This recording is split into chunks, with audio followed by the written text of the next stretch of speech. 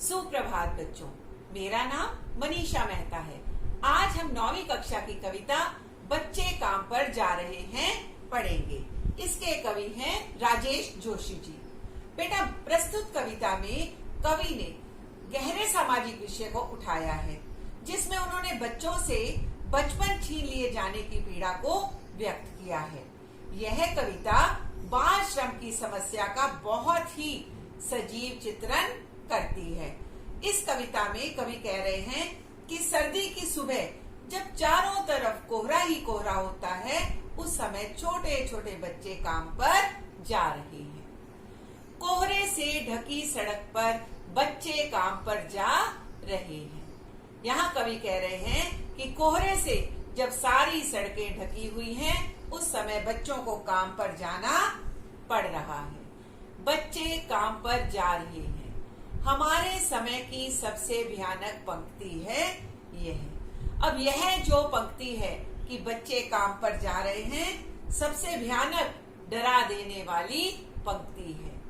भयानक है इसे विवरण की तरह लिखा जाना, कि इस पंक्ति को बच्चे काम पर जा रहे हैं एक पंक्ति की तरह, एक आम बात की तरह कहा जाना बहुत ही सामान्य घटना को दर्शाता है। लिखा जाना चाहिए इसे सवाल की तरह, कि इस पंक्ति को तो समाज से एक प्रश्न पूछते हुए लिखा जाना चाहिए। काम पर क्यों जा रहे हैं बच्चे? बच्चों की ऐसी कौन सी मजबूरी है कि आज उन्हें काम पर जाना पड़ रहा है?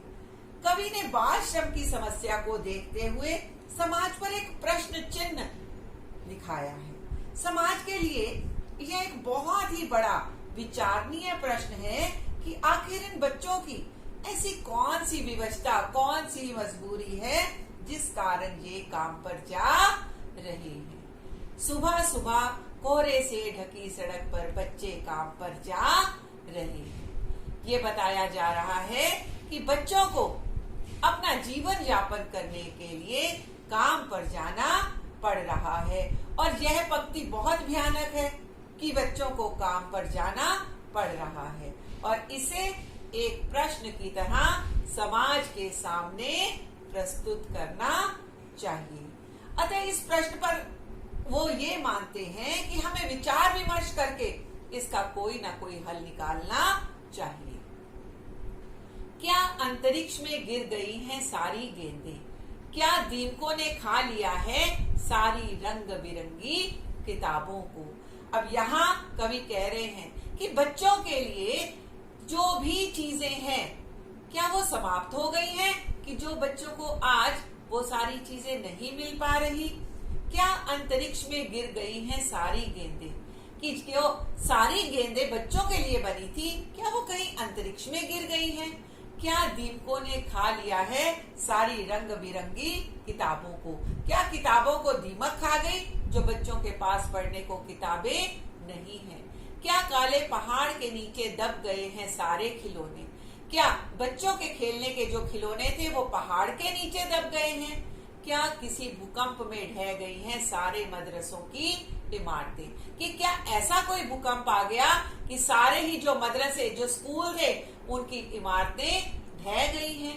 क्या सारे मैदान, सारे बगीचे और घरों के आंगन खत्म हो गए हैं एकाएक? कि क्या ये सारी चीजें, घरों के आंगन, बाग, बगीचे, मैदान समाप्त हो गए हैं? ये सारी सुविधाएं कहाँ हैं? तो फिर बचा ही क्या है इस दुनिया में?